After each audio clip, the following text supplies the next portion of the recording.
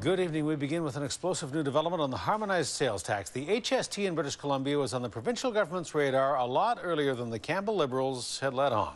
Documents obtained by A News show that senior provincial officials were talking to the federal government about the HST as far back as March of last year, well before the Liberals have said, 2 months before the provincial election.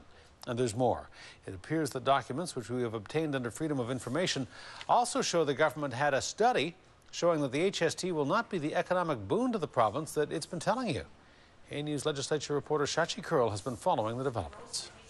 It's the single biggest thing that we can do to create jobs and stimulate the economy going forward. How many times did we hear the finance minister say it? Employers around the province who are telling us that this actually means that they're going to be able to keep workers that they've got, they're going to be able to hire new workers in the future. But the entire time Colin Hansen was telling you the harmonized sales tax was going to be great for the BC economy, he knew experts had said the opposite, that the tax could bring 5 years or more of bad times, that things might not get better for an entire decade. That bombshell, those details all laid out in a massive Freedom of Information request that took months and nearly $1,000 for political reporters to obtain.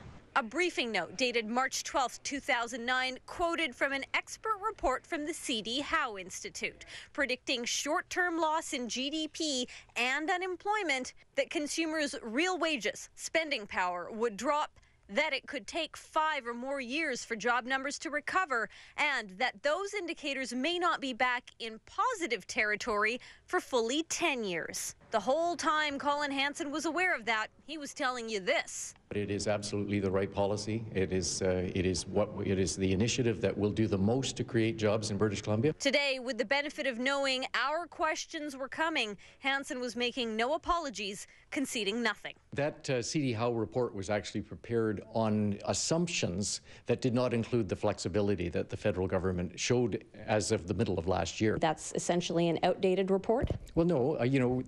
We've always said that on balance, it's a net positive for the BC economy. We recognize that this is a pretty fundamental change. That's not nearly as bullish a message as Hansen has consistently peddled. Now his political enemies are pouncing. You want to believe that at least the government that represents the people is reasonably truthful, and that if they don't give all of the information, at least what we get is the truth. It's a briefing note to the finance minister on the HST. I don't know how clearer you could be about that. Hansen says newer studies have been done, and he's right. But even those reports show the good times won't roll in BC with the HST until 2020. Shachi Kurl joins us now live at the legislature. Shachi, some real spinning going on there. It just doesn't add up what was being done behind the scenes and what was being said publicly. Take us through the timeline and what that tells us. Well, and that's another big part of the story, Hudson. We just told our viewers what the government knew. Now there's when did the government know it?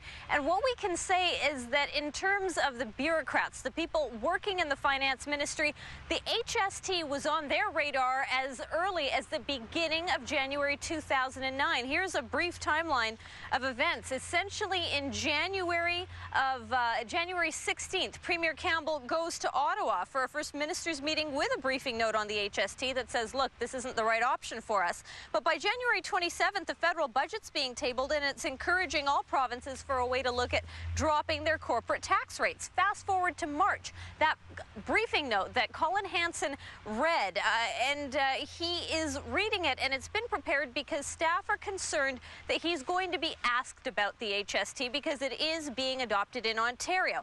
On March 30th, that's exactly what happens, and he tells Radio and Kamloops that the HST is, quote, clearly a controversial move and one that we would want to get lots of input on. Lots of input, but 3 months later, it's simply announced. Here's what Colin Hansen said to square that circle today.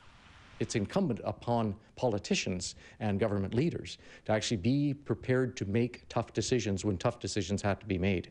And yes, you want to have as much input as possible. And quite frankly, on the subject of HST, it's been talked about in British Columbia going back to the mid-1990s. Well, we're not talking about the mid-1990s. We're talking about the 6 months between the beginning of 2009 and the unprecedented loss of revenue that the BC government saw during the election campaign come the end of May 2009. Of course, the election was May 12th. In all that time, you had bureaucrats in Victoria and Ottawa sending emails back and forth to each other. But at the end of the day, Colin Hansen says none of that crossed his desk. He didn't ask for any of this information, and it wasn't on his radar. Here's Hansen. But at no time did we as a government ask those officials to proactively do any of this work. This information gathering that they did right up to the third week of May last year was totally at their initiative, not anything that we as a government asked them to undertake. So some big questions and, frankly, some big problems for the Campbell government going forward. More problems for them on the harmonized sales tax. They're now going to have to explain more in detail why the tax wasn't a bigger part or, frankly, any part of the election campaign, and also why there wasn't more public consultation on the issue, given that Hansen expressed in March that he wanted that. But the biggest issue here, Hudson, is does the Liberal government have any credibility or trust left with BC voters? They've said one thing, they've done another. Their messages have come out to be different than what the facts were. We saw this with the deficit. We're seeing it again now with some of the substantive facts with the HST. We'll have to see what the electorate has to say in the next weeks and months to come. Hudson. And there will be questions for the Premier when he gets back from vacation. Yeah, not the last week of vacation that caucus and cabinet were hoping for, certainly. All right, Shachi Kur reporting. Shachi, good work. Thank you. You're welcome.